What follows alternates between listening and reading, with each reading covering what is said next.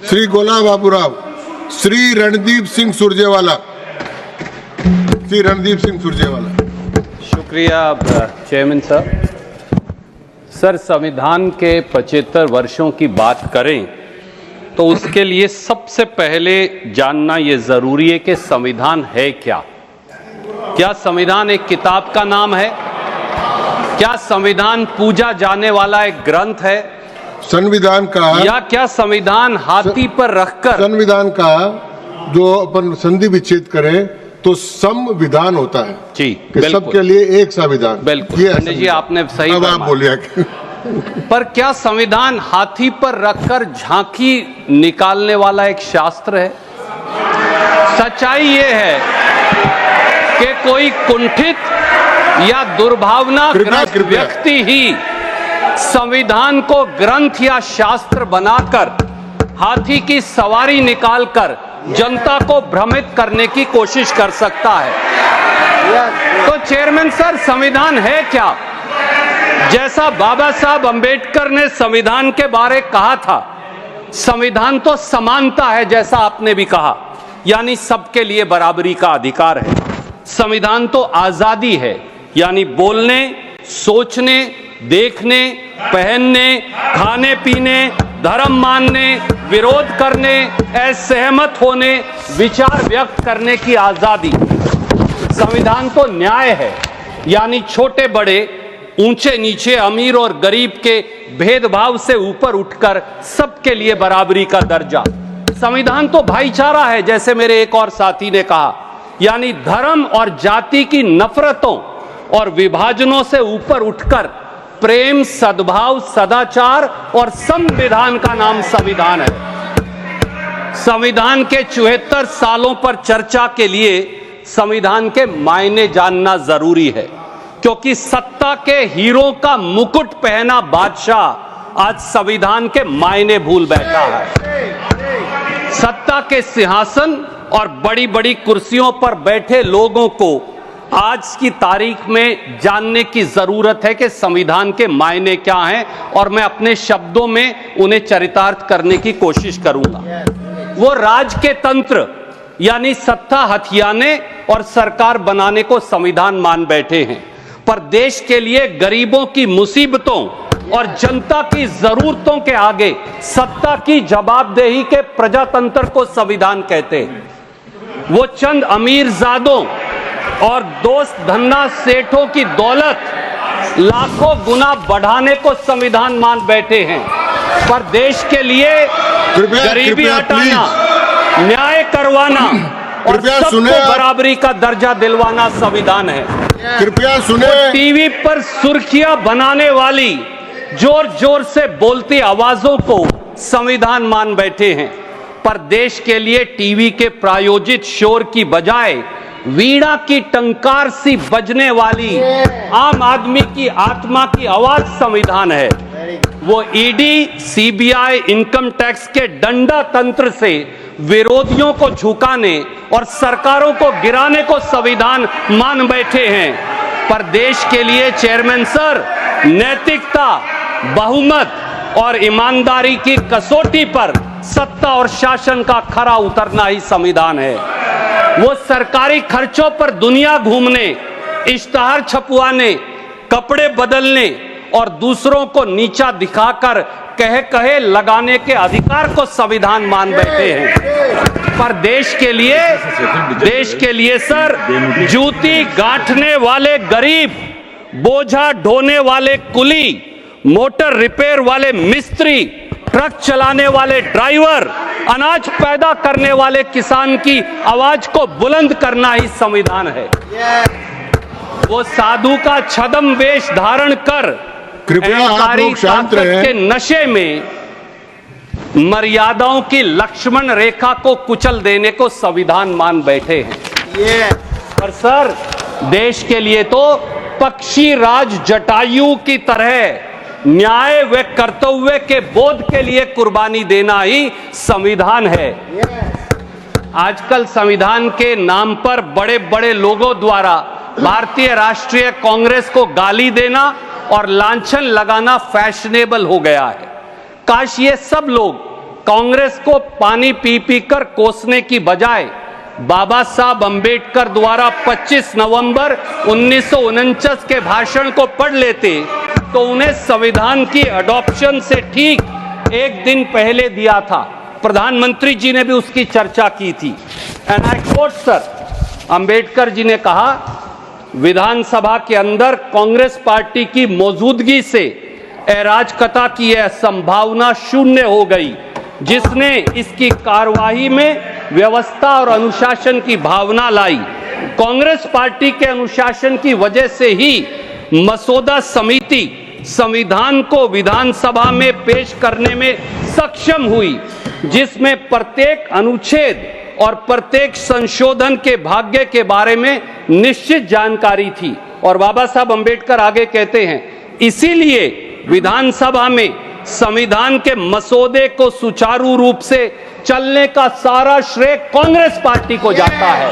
ये थे बाबा साहब अंबेडकर। और सर, बाबा साहब अंबेडकर ने, मैं बहुत लंबी तकरीर नहीं करूंगा, बाबा साहब अंबेडकर ने 25 नवंबर 1949 के संविधान सभा के संबोधन में 3 चिंताओं की चर्चा की।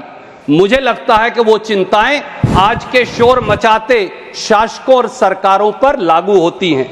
पहली चिंता, अंबेडकर जी की पहली चिंता, धर्म से ऊपर देश रखेंगे या धर्म को देश से ऊपर। And I quote sir, Ambedkar ji ने कहा कि कोट, यह चिंता इस तथ्य के एहसास से और भी बढ़ जाती है कि जाति और धर्म के रूप में हमारे पुराने शत्रुओं के अलावा हमारे पास कई राजनीतिक दल होंगे जिनके राजनीतिक धर्म अलग अलग और विरोधी होंगे। क्या भारतीय देश को अपने धर्म से ऊपर रखेंगे या धर्म को देश से ऊपर रखेंगे? लेकिन इतना तो तय है कि अगर दल धर्म को देश से ऊपर रखेंगे तो हमारी स्वतंत्रता दूसरी बार खतरे में पड़ जाएगी और शायद हमेशा के लिए हो जाएगी। अनकोट। सुरजेवाला जी, एक मिनट कृपया प्लीज। सर पॉज कर दीजिए, मेरा समय वो आपका समय है वो, लेकिन अपने पुराने भवन में जी स्पीकर साहब के और उनके दोनों के आसन के पीछे लिखा हुआ है धर्म चक्र प्रवर्तनाएं। सर मैं तो, वो आपके समय पर लिखा गया जी सर, मैं तो बाबा साहब की स्पीच लेकर आया हूं, आप कहें मैं फ्लोर पे रख देता हूं, ऑथेंटिकेट कर रहा हूं। स्पीच चालू रखें जी। सर, आज देश में क्या हो रहा है? क्या आज संविधान और देश को दरकिनार कर केवल सत्ता के लिए सांप्रदायिक झगड़ों और नफरत की आग में नहीं झोंक दिया जा रहा? सत्ता की शहतीरों पर बैठे मुखिया जब शमशान बनाम कब्रिस्तान की बात करें, जब मटन, मंगल सूत्र और मुजरे की बात करें, उसे अपना चेहरा बनाएं, जब लोगों को कपड़ों और टोपी से पहचाने, जब बच्चों की संख्या की गिनती से देश की नीतियां चलवाएं, जब दीपावली, रमजान और क्रिसमस का टकराव करवाएं, तो फिर बताइए क्या बाबा साहब की चेतावनी से सीख लेने की जरूरत नहीं है? अंबेडकर जी की दूसरी चिंता थी सर, राजनीति में भक्ति या नायक पूजा निश्चित रूप से पतन और तानाशाही का मार्ग है। और 25 नवंबर 1949 को मुझे मालूम है कि वो शोर से सत्य को पराजित करने की कोशिश करेंगे, पर इसमें कामयाब नहीं होने वाले। 25 नवंबर 1949 को अंबेडकर जी ने फिर कहा, एंड आई कोट सर, यह सावधानी भारत के मामले में किसी भी अन्य देश की तुलना में कहीं अधिक आवश्यक है, क्योंकि भारत में भक्ति या जिसे भक्ति का मार्ग या नायक पूजा कहा जा सकता है, उसकी राजनीति में एक ऐसी भूमिका निभाती है जो दुनिया के किसी भी अन्य देश की राजनीति में निभाई जाने वाली भूमिका से बेजोड़ है। धर्म में भक्ति आत्मा की मुक्ति का मार्ग हो सकती है, लेकिन राजनीति में भक्ति या नायक पूजा निश्चित रूप से पतन और अंततः तानाशाही का मार्ग है। अनकोट। सर, पिछले 10 साल में हमने देखा कि एक व्यक्ति की पूजा और अंधभक्ति से किस प्रकार संस्थाएं मरती रही, मर्यादाएं गिरती रही और एक छत्रवाद और तानाशाही बढ़ती रही। इसके कुछ उदाहरण मैं देना चाहूंगा। एक व्यक्ति ने कहा किसान को लागत पर 50% मुनाफा मिलेगा, 2022 तक किसानों की आय दुगनी हो जाएगी। नतीजा क्या हुआ? उल्टा सरकार बनते ही उचित मुआवजा कानून को खत्म करने की कोशिश की, फिर किसान विरोधी काले कानून लाए, 700 किसानों की शहादत हुई और आज भी किसान दिल्ली आने के लिए सिसक रहा है। एक व्यक्ति, सर 2 मिनट्स, एक व्यक्ति ने कहा कि नोटबंदी लाऊंगा, काला धन, नकली नोट और उग्रवाद 50 दिन में खत्म करवाऊंगा। काला धन तो खत्म हुआ नहीं, नकली नोट तो खत्म हुए नहीं, उग्रवाद नक्सलवाद तो खत्म हुआ नहीं, अर्थव्यवस्था खत्म हो गई। एक व्यक्ति ने कहा कोरोना में बगैर सोचे समझे लॉकडाउन लगाया, कहा ताली बजाओ, मोबाइल की लाइट जलाओ, कोरोना जादू से खत्म। कोरोना तो खत्म हुआ नहीं, गंगा मैया लाशों से हट गई, लाखों लोग हजारों किलोमीटर पैदल चलकर गए और लाखों रोजगार खत्म हो गए। एक व्यक्ति ने कहा, सर मैं बस खत्म कर रहा हूं, एक व्यक्ति ने कहा कि रात को 12 बजे संसद में घंटी बजाओ, जीएसटी लाओ, अर्थव्यवस्था आगे लेकर जाओ। जीएसटी आम व्यवसाय के लिए गब्बर सिंह टैक्स बन गई और सरकारी वसूली मेरा नाम है घनश्याम जीएसटी। सर एक तीसरी चिंता की मैं 1 सेकंड में चर्चा करूंगा। अंबेडकर जी की तीसरी चिंता थी आर्थिक और सामाजिक असमानता राजनीतिक लोकतंत्र के लिए खतरा। सर 1 मिनट, 25 नवंबर को अंबेडकर जी ने कहा हमें इस तथ्य को स्वीकार करके, कोट सर, हमें इस तथ्य को स्वीकार करके शुरुआत करनी चाहिए कि भारतीय समाज में 2 चीजों का पूर्ण अभाव है। इसमें से एक है समानता। सामाजिक धरातल पर भारत में एक ऐसा समाज है जो क्रमिक असमानता के सिद्धांत पर आधारित है। आर्थिक धरातल पर हमारे पास ऐसा समाज है जिसमें कुछ लोगों के पास अपार संपत्ति है जबकि कई लोग गरीबी में रहते हैं। हम कब तक इसे नकारते रहेंगे?